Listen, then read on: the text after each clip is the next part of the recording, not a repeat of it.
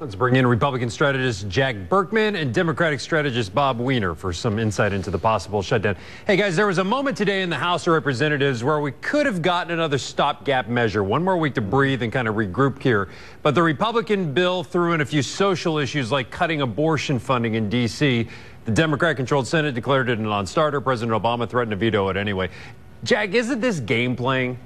Well, I actually, Brian, I don't know. I support a shutdown. I think that, people say you're only fighting over 1%. This country needs to fight over 1% because we've been compromising on small things for far too long. That's why we're on the road to being Greece and Italy. The media has this idea, most of the media, the establishment media, thinks that somehow compromise is always good. No matter what you're compromising on or no matter what you're talking about, the media, the pundits, they say, well, it's good if you compromise. This time it's not good. The voters in November with a 70-seat pickup for the Tea Party and the Republicans, they sent a clear message, and the message is, let's stop the spending. Yeah, it seems like the Tea Party is taking advantage of the midterm elections when, in fact, it's the center, as we know, that moves elections. Bob, where's the Democrats' plan? Well, this is playing with a sledgehammer and trying to eviscerate the social programs that have been worked on for decades. The Republicans are purely pandering to the Tea Party. And this election was not decided on the basis of government spending. It was decided on the basis of jobs.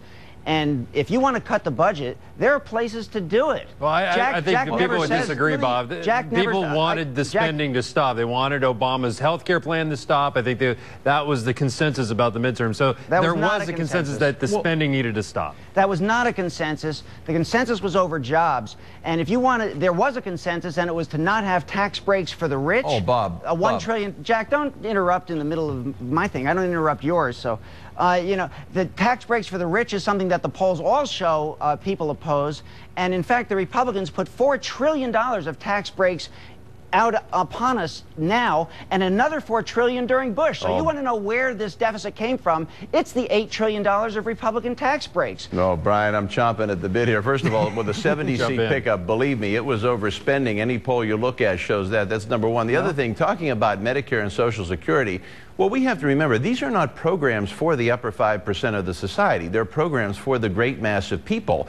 If cuts need to be made, you don't tax the rich to pay for these programs. Cuts have to be made in the program. So this argument Bob has about, well, Paul Ryan is balancing the budget, is cutting these programs on the backs of the poor and the middle class. These programs are for the poor and the middle class. So if cuts need to be made, of course they need to suffer and pay the price. I know you're a hardliner here, Jack, but is the Tea Party driving this Republican caucus bus here? That's right. Yes, and I think it's a good thing that it is. I mean, I work with both sides. I work with moderate Republicans. I work with far right, but I can tell you the Tea Party is driving it in the House, and it's a very good thing that it is because we need these cuts.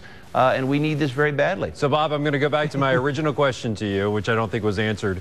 Where is the Democratic plan?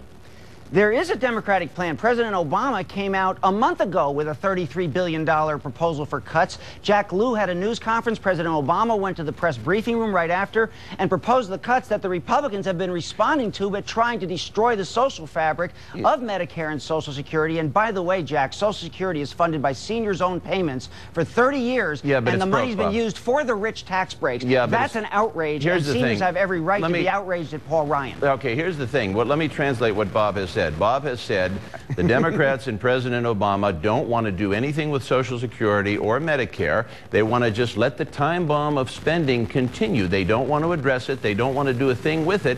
They just want to pretend it's not there. As guys like Ryan and Cantor and Weiner are pointing out, you can't do this much longer. We're on our way to becoming Greece or Italy or Portugal, and that's just not a good thing. Bob, I'll give you the last word. You don't need to cut Social Security to balance the budget. You have two wars and tax breaks for the rich that are huge pots of money, and there is a plan if you simply spend more smartly and don't kill the baby with the bathwater, which is what you would do with Social Security. That's a self-funded program, Jack. Bob Weiner, Jack Burkman. It's hard to see these guys fighting over this. You guys and those guys fighting over this credit card, which is ours, right? But we appreciate you guys coming in. Thank you, Brian.